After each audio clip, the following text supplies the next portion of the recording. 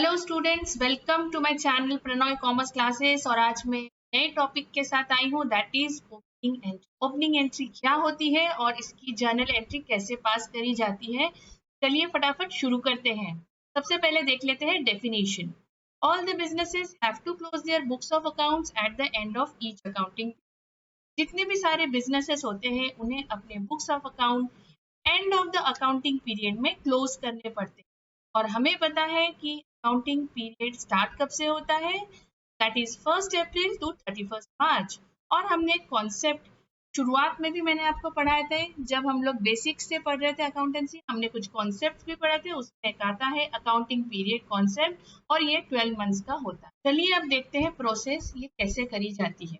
In this process, expense and income accounts are closed by transferring them to trading account and profit and loss account. Expense and income account जो कि आते हैं nominal accounts में, और इन्हें भी one by one clause किया जाता है और इसे ट्रांसफर किया जाता है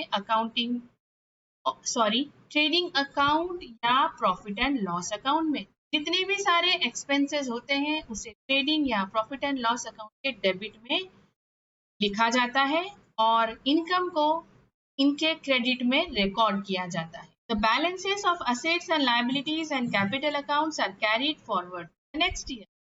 Assets होती है जो भी liabilities, capital जिसे कैटेगराइज करेंगे। अगर मैं ट्रेडिशनल अकाउंट्स की बात करूं तो वो आ जाएंगे पर्सनल अकाउंट्स में या फिर रियल अकाउंट्स। तो इन्हें भी वन बाय वन क्लोज किया जाता है, इनके लेजर अकाउंट्स को। और जो बैलेंसेस है नेक्स्ट ईयर के भी ट्रांसफर किया जाता है। और करंट ईयर में अगर बात करें तो इनके बैलेंसेस को भी ट्रांसफर किया जाता है करंट ईयर के बैलेंस शीट को बनाने में, जो कि ईयर एंड में बनाते हैं। तो these balances become the opening balances of the next year. इस साल जो भी क्लोज किया है वो नेक्स्ट ईयर के लिए क्या बन जाएगा, ओपनिंग बैलेंसेस कहलाएंगे for the next year. The first entry in the journal is passed to record closing balances of the previous year. It is called opening entry. इस साल की जो भी क्लोजिंग एंट्रीज थी उसे हम नेक्स्ट ईयर के लिए जब ओपन करेंगे और जो भी सबसे पहले जर्नल एंट्री पास की जाएंगी इन्हें रिकॉर्ड करते हुए इन्हें, तो इसे कहा जाएगा ओपनिंग एंट्री। इसे कहा जाएगा ओपनिंग एंट्री। ओपनिंग एंट्री की जर्नल एंट्री कैसे पास करी जाती है आज हम वही तो सीख रहे हैं, और इसके बाद ही मैं आपको बताऊंगी कि कैसे ये पास करी जाती है। पर थोड़े से कॉन्सेप्ट्स पहले थोड़े से क्लियर कर लें। तो while passing an opening entry, all assets are debited individually, whereas capital and liabilities are individually credited. कुछ नियम कानून होते हैं कोई भी चीज सीखने के। तो इसमें क्या बताया गया है कि जितने भी एसेट्स होते हैं वैसे तो उनके डेबिट बैलेंस होता है, और इन्हें हमेशा आप जब भी जर्नल एंट्री रिकॉर्ड करेंगे तो इसे डेबिट करते बढ़ना। और क्रेडिट किसे किया जाएगा, क्रेडिट करेंगे कैपिटल एंड लायबिलिटीज को, इसे क्रेडिट करना है। और वैसे भी इन्हें क्रेडिट बैलेंस ही तो होता है।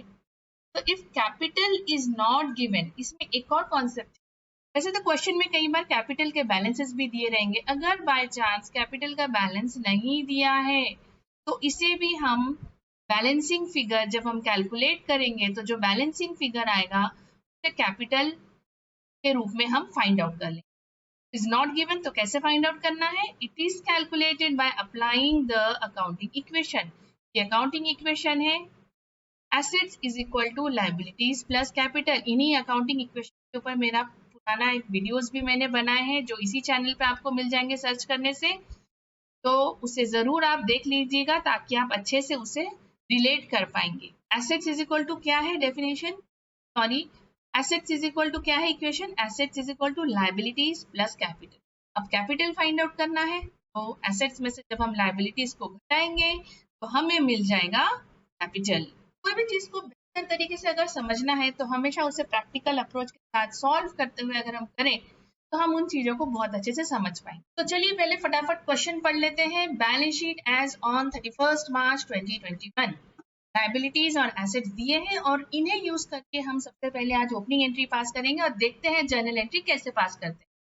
सबसे पहले है सन्टी क्रेडिटर्स दिए हैं लायबिलिटी साइड में 56,000, कैपिटल है 2 लाख, कैश इन हैंड है एसेट साइड में 4,300, कैश एट बैंक दिया है, sundry debtors, closing stock, machinery and equipments दिए हैं 60,000। Total comes of both the sides is 2,56,000। देखते हैं कि जर्नल एंट्री तो हमने अभी, अगर मैं पीछे की स्लाइड में जाऊं तो हमने यह भी पढ़ा था कि जो भी एसेट्स है उन्हें डेबिट करना है। ये देखिए मैंने लिखा है all assets are debited whereas capital and liabilities are individually credited. देख लेते हैं journal entry. Opening entry will be, ये रहा मेरा जर्नल। अब जितने भी मैंने एसेट्स में हमने जो भी फिगर्स पढ़े थे, जो भी आइटम्स पढ़े थे, उन्हें यहाँ पे कर दिया गया है डेबिट। सारे के सारे आइटम्स को आप उठा के सीधा डेबिट कर दो और यहाँ पे मैंने सारे फिगर्स को लिख दिया है, जो कि बहुत इजी है, जरा सा भी दिमाग लगाने की बिल्कुल जरूरत। तो to sundry creditors, to capital account, क्योंकि ये लायबिलिटी साइड में थे, इन्हें भी उठा के मैंने क्रेडिट में लिख दिए हैं। 56,002 है ना, कितना simple. Narration is balances of assets, liabilities and capital brought forward. This is the narration and this is the way this is to be done. चलिए एक और देखते हैं, और ये थोड़ा सा समझने जैसा है, क्योंकि इसमें हम फाइंड आउट करेंगे कैपिटल अकाउंट कैसे निकाला जाएगा, क्योंकि इसमें कैपिटल की जो फिगर है वो मिसिंग है। Let's read the question first. On 1st April 2021, the position of Bhargav Brothers Delhi was as follows. यहाँ पे दिए हैं, कैश इन हैंड दिया है, cash at bank, stock of goods, मतलब पढ़ के तो समझ में ही आ रहा है कि भाई ये एसेट्स है, मशीनरी है, फर्नीचर है। अब्दुल है ₹20,500, बाजू में मैंने लिख भी दिया है डेटर। नीरज ₹26,000 है, डेटर है। कोई कंफ्यूजन नहीं होगा ताकि ये फिगर्स पढ़ के कि ये डेटर है या क्रेडिटर है। लोन भी दिया है ₹50,000, ये लोन लायबिलिटी है।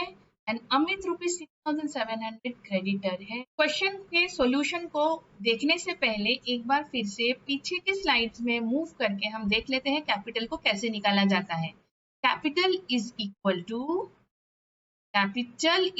टू एकदम नीचे लिखा है मैंने, that is capital is equal to assets minus liabilities. इसको फॉलो करके हम निकाल लेंगे। चलिए सॉल्यूशन देखते हैं। डेट में एज यूजुअल और सारे एसेट्स को लिख देंगे हम यहाँ पे। देखिए सारे एसेट्स यहाँ पे लिख दिए हैं और इन सब को हमें कर देना है डेबिट। लायबिलिटी में हमने देखा था, मैं फिर से पीछे के स्लाइड में जाती हूँ, यहाँ पे हमने देखा था लोन थी एक लायबिलिटी और एक अमित लायबिलिटी थी क्रेडिटर। तो लोन हमने लिख दिया यहाँ पे 50,000, अमित का नाम यहाँ पे मैंने क्रेडिट कर दिया बीइंग अ क्रेडिटर।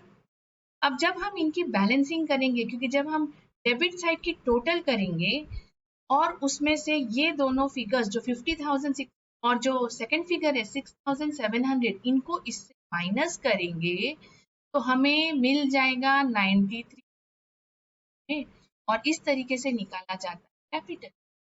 हमने पढ़ा था कैपिटल कैसे निकालते हैं, capital is equal to assets minus liabilities.